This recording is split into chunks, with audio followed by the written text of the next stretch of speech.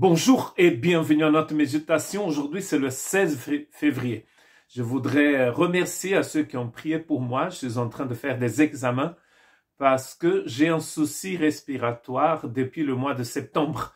Et mon médecin pensait que j'avais de l'asthme, mais il voulait donc être sûr. Donc, je fais d'autres examens. Je vais encore voir un pneumologue en mars.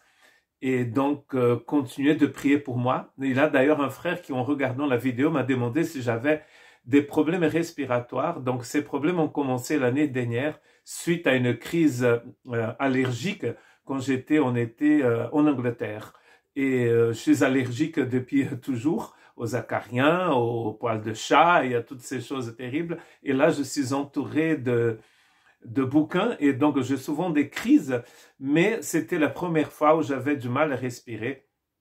Et donc, si vous voulez continuer de prier pour moi, notre méditation aujourd'hui est toujours basée sur 2 Corinthiens, chapitre 6 et verset 2. En effet, il dit, au moment favorable, je t'ai exaucé, le jour du salut, je t'ai secouru. Voici maintenant le moment favorable. Voici maintenant le jour du salut. Donc le jour du salut, c'est aujourd'hui. Et là, j'ai trouvé un texte très intéressant dans Romains 6, 23 qui va nous montrer l'importance de faire attention à ce jour favorable, à ce jour du salut. C'est Paul qui finit son discours du chapitre 6 qui commence en fait dans le chapitre 5 de Romains et qui a une importance capitale comme nous pensons en fait à ce jour du salut. En effet, le salaire du péché, c'est la mort, mais le don gratuit de Dieu, c'est la vie éternelle en Jésus-Christ notre Seigneur. Comme vous lisez Romains chapitre 6, c'est un texte vraiment très important dans l'Évangile, un texte fondateur.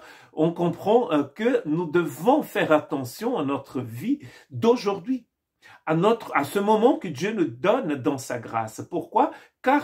Parce que le salaire du péché, c'est la mort. Le mot utilisé pour péché ici, il me semble, c'est hamartia, qui veut dire rater la cible. Ce mot apparaît 250 fois dans le Nouveau Testament. Donc, c'est de loin le mot le plus utilisé pour le péché. Donc, c'est-à-dire que quand on est dans le péché, nous sommes en train de passer à côté de la vie éternelle, à côté de la justice de Dieu. Nous ratons complètement la cible, c'est-à-dire que nous n'allons jamais arriver là où Dieu veut que nous arrivions.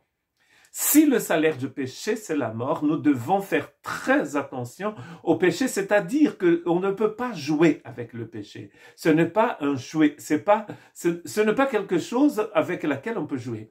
D'ailleurs, il commence dans le verset 20 de Romains chapitre 6 en disant, en effet, lorsque vous étiez esclaves de cette hamartia, de ce péché, vous étiez libres par rapport à la justice. Mais quels fruits portiez-vous alors? Des fruits dont vous avez honte aujourd'hui, car leur fin, c'est la mort. Mais maintenant que vous avez été libérés du péché et que vous êtes devenus esclaves de Dieu, vous avez pour fruit la progression de la sainteté et pour la fin, la vie éternelle. Donc, vous voyez, les gens vont dire, oui, mais quand on était dans le péché, dans le monde, on faisait ce qu'on voulait. Mais il dit, mais quel fruit vous portez? Est-ce que vous n'avez pas honte des choses abominables que vous avez eues dans votre vie? C'est ce qu'il est en train de dire ici. Et en plus, la fin de toutes ces choses serait la mort. Il n'y a pas de bonnes choses, il n'y a pas d'avenir agréable quand on vit dans le péché. Ça sera toujours la séparation d'avec Dieu, ça sera toujours la mort, la séparation éternelle. Par contre, le cadeau de Dieu dans sa grâce, c'est la vie éternelle que nous avons déjà maintenant en Christ et que nous aurons tout le temps parce que c'est une qualité de vie qui vient de Dieu. Que Dieu te bénisse.